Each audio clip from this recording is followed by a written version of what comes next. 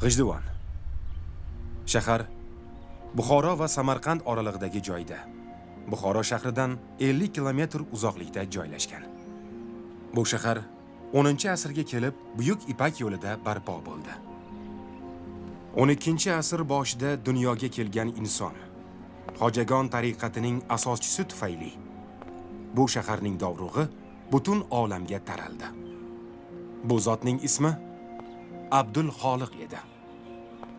O'z ta'limoti va solih turmush tarzi bilan shuhrat qozongach, o'sha davr an'analariga ko'ra, uning ismiga G'ijduvoniy taxallusi qo'shib aytiladigan bo'ldi. Hoja G'ijduvoniy haqida bizgacha kam ma'lumot yetib kelgan. U taxminan 1103-yilda G'ijduvonda tavallud topgan.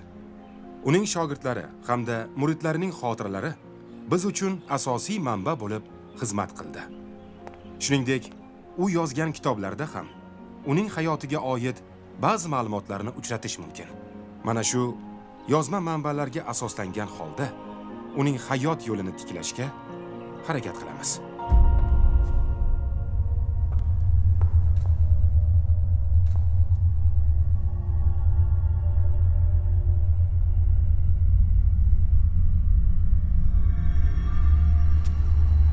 Davom etamiz.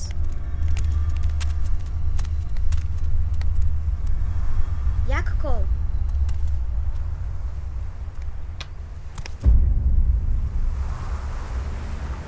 Yugur, suvga sakra. Ko'zlaringni, og'zingni yum va zikrda bardavom bo'l.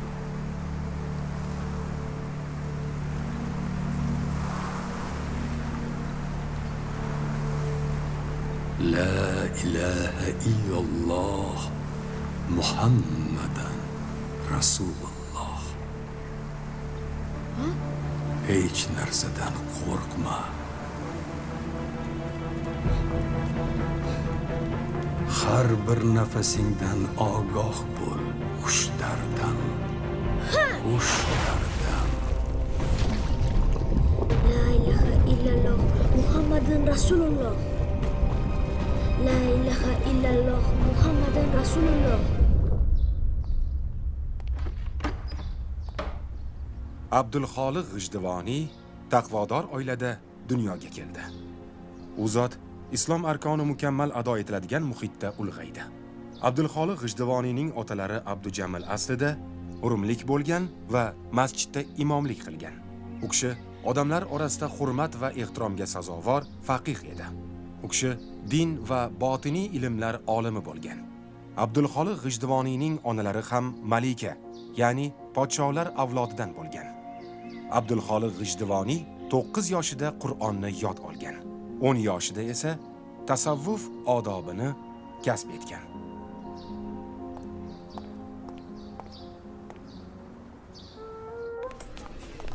Taqsir, bo'ling tezroq. Sizni kutib qolishdan. Bo'ling, qo'ying ishingizni. Bu yoqqa yuring, keyin qilamiz birgalikda. Borasiz-a? Boraman. Bo'pti, ha. Hop.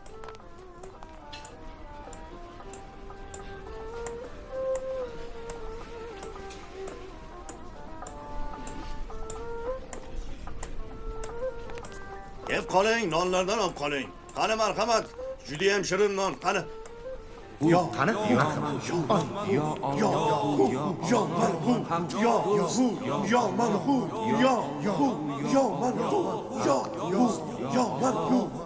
Abduxoliq, qara, ular kelishdi. Yur, orqasidan boramiz.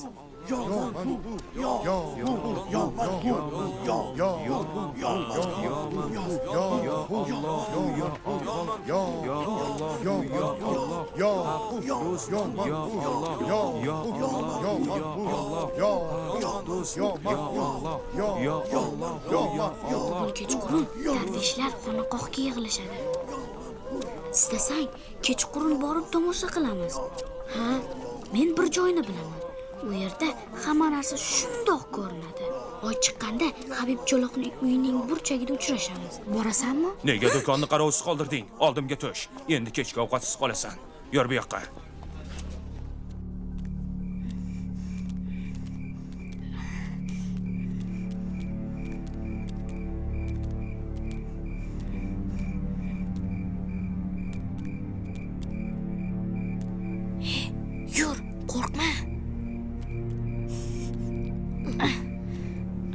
Ehtiyot bo'l.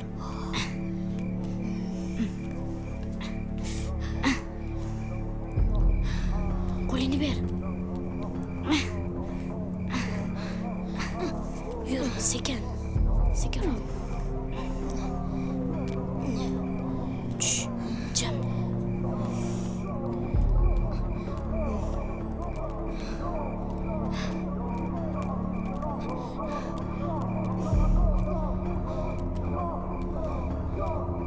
Ana, ular shu yerda. Yur.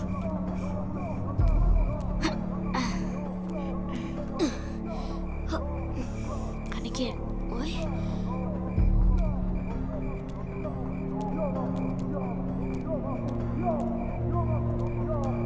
Voy. Ya Allah. Ya Allah. Voy, bu nimasi? Bunaqa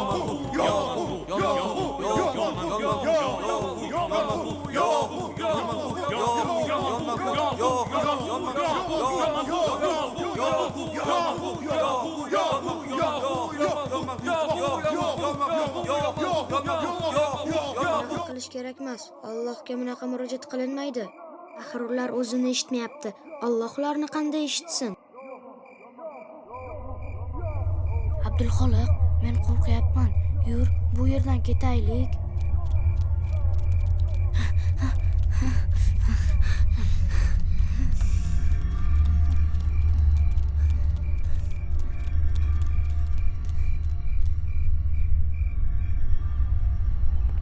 G'ijduvoniy islomiy ilmni, ayniqsa fiqh, tafsir, hadis va kalomi Qur'on ilmlarini chuqur o'rgandi.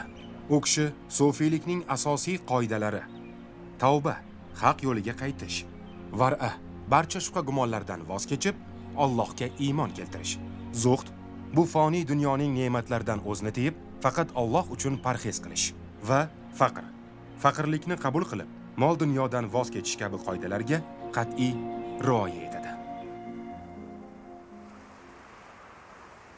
Assalomu alaykum. Va alaykum assalom. Yuvash. Yoqyaptimi? Ha, chiroyli. Bugun oldim, pulimni qamayamadim.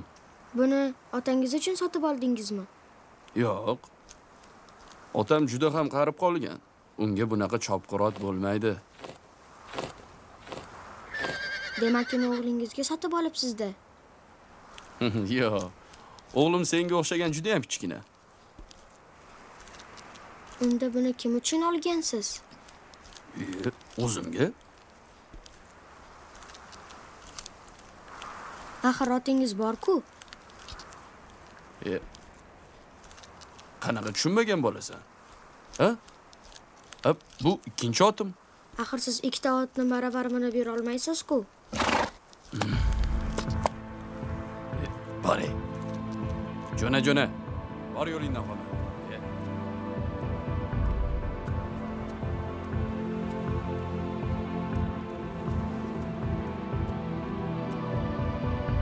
– 13 yoshli Abdulxoliqni ota-onasi uni ta'lim-tarbiya olishi uchun Buxoroga jo'natishadi. O'sha paytlarda butun O'rta Osiyoda Buxoro madaniy markazlardan biri hisoblanardi. Fors, turk, arab tillaridagi noyob qo'lyozmalar saqlanadigan kutubxonalari bilan Buxoro mashhur edi. Ayniqsa fiqh, kalom, hadis, tafsir hamda turli risolalar, tarix, adabiyot, falakiyot, falsafa hamda tabiat sirlariga oid qo'lyozmalar ko'p edi. Abdulxoliq yosh sufiylar bilan hamjihatlikda bu kitoblar va bilimlar olamiga kirib bordi. –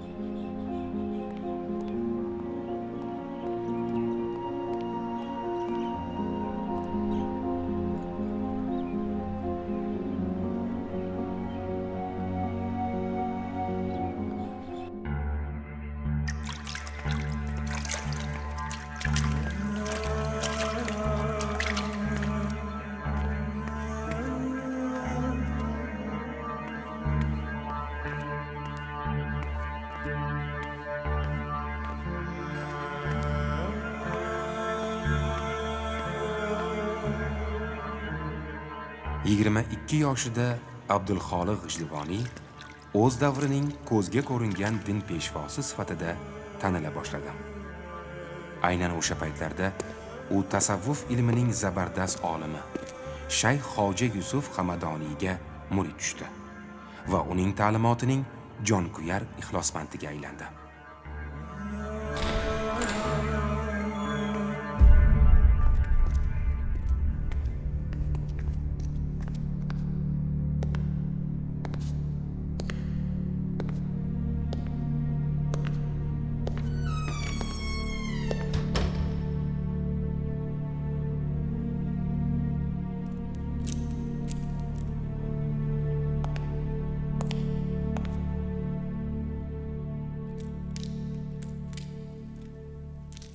Aytingchi, olamda eng qudratli narsa nima? Sher bo'lsa kerak, ustoz. Menimcha, shamol emasmikin? Menimcha, bilim bo'lsa kerak, ustoz. Dunyoda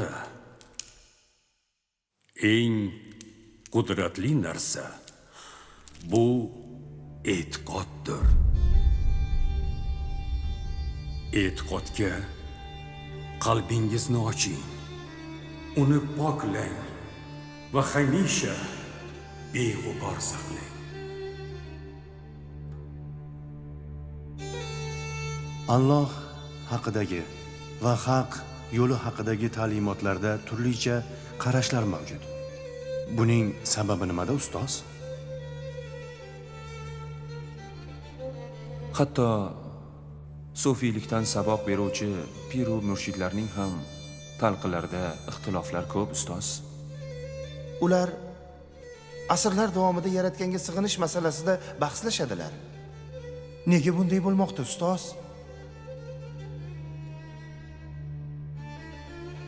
Durust. Bu savolingizga javob beraman. Faqat shu damda emas. Meni yaqin do'stim uyiga taklif etgan. Siz ham u yerga tashrif qilasiz. Ammo turli yo'llar bilan borasiz. Otlaning. Xo'p bo'ladi.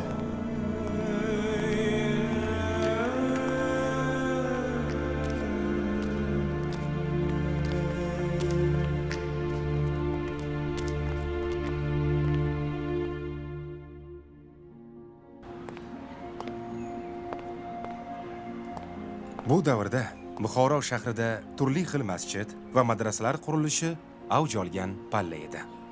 Minorai Kalon ham Hoji Abduxoliq G'ijduvoniy ta'lim olayotgan davrda barpo etilgan. U zot mana shu ko'hna minoradan yangragan azon ovozini eshitgan va shu minora atrofida joylashgan jome masjidiga kirib namoz o'qigan. Assalomu alaykum, Taqsir. Va alaykum assalom. Assalomu alaykum. Assalomu alaykum, Va Taqsir. alaykum assalom. Umringiz ziyoda bo'lsin. Rahmat. Rahmat. Alloh niyatingizga Rahmat. yetkazsin. Rahmat. Sog' bo'ling. Assalomu Va alaykum. alaykum assalom. Va Assalomu alaykum assalom. Taqsir. Umringiz ziyoda bo'lsin. Rahmat. Yashang.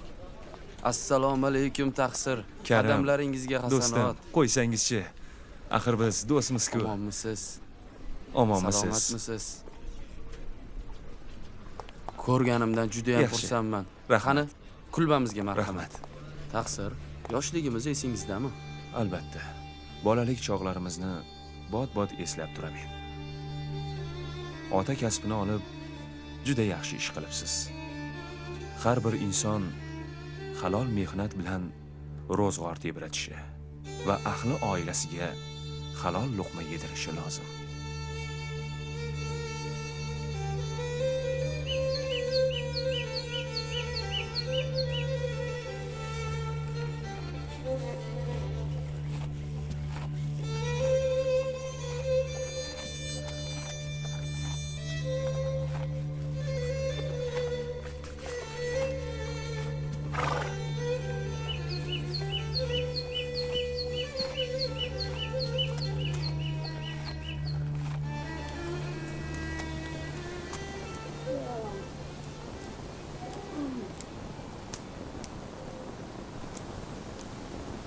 Safarga otlanishimizdan oldin mendan bir mavzu haqida so'raganingiz yodingizdami?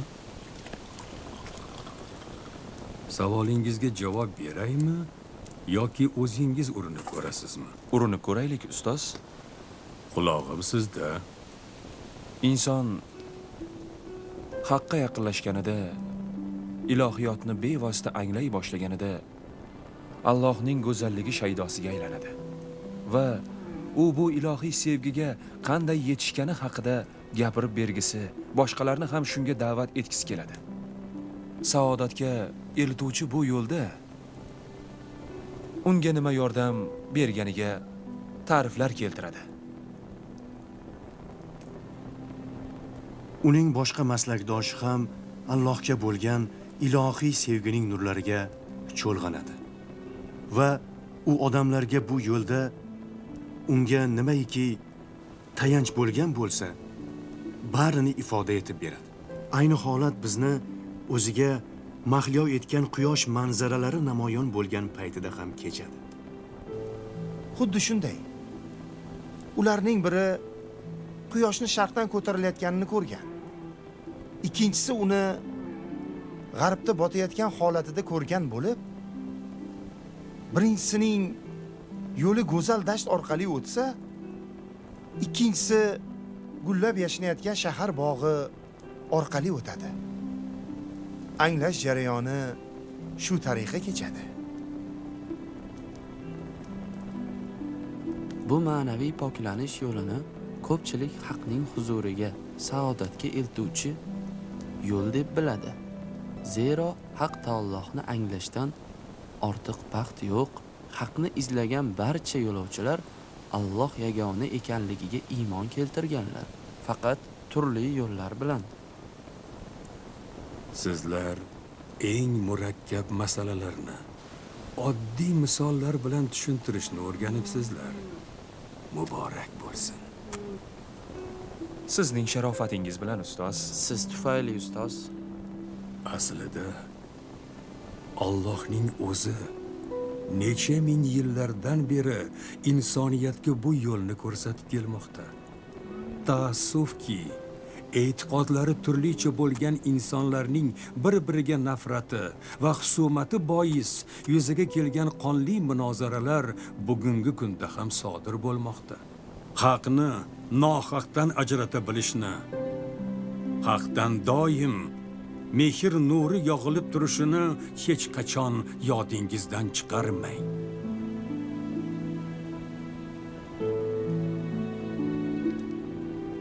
Mana bu sizga.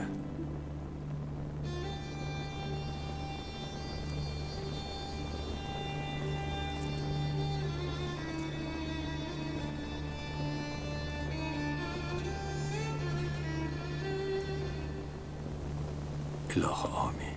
Allohu akbar.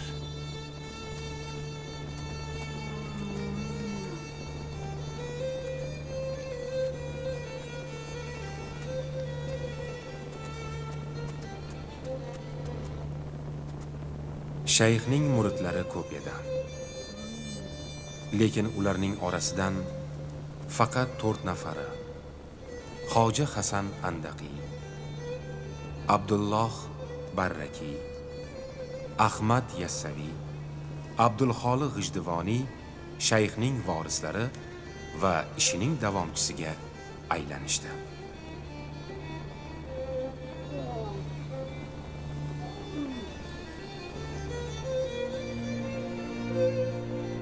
Shayx Yusuf Hamadoniy shogirdlari Ahmad Yassavi va Abdulxoli G'ijdivoniyni tariqat ilmining davomchilari sifatida Shayxul Islom maqomiga musharraf etdi. U Ahmad Yassaviyga ramziy ma'noda o'z tasbihini meros qoldirdi.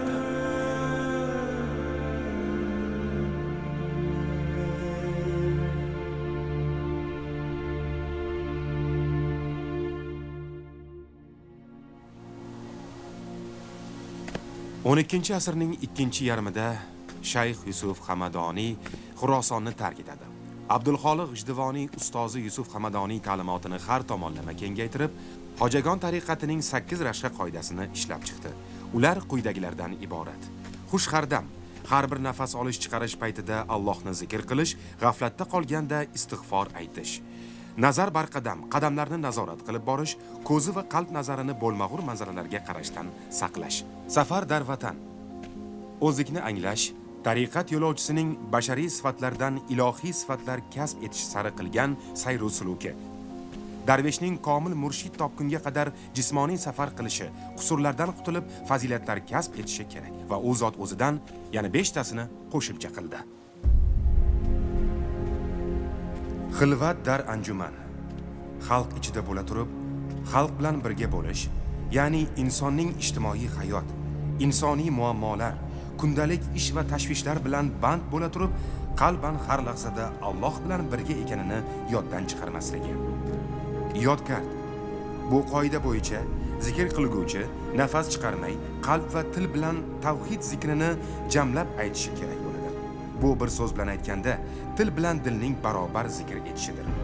Bozgasht.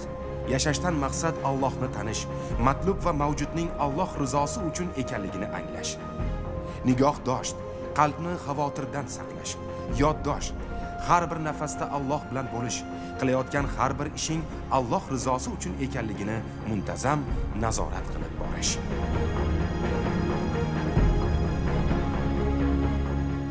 Keyinchalik Hojagon tariqatidagi 8 ta rashqa yoki usul Hoja Bahoddin Naqshband tomonidan davom ettirildi. Va ul zot bu qoidalarga yana 3 ta rashqa: vuqufi zamoniy, har bir lahzani qadrlash hamda hisob-kitob qilish; vuqufi adabiy, zikrda sanoqqa rioya qilish; hamda vuqufi qalbiy, qalb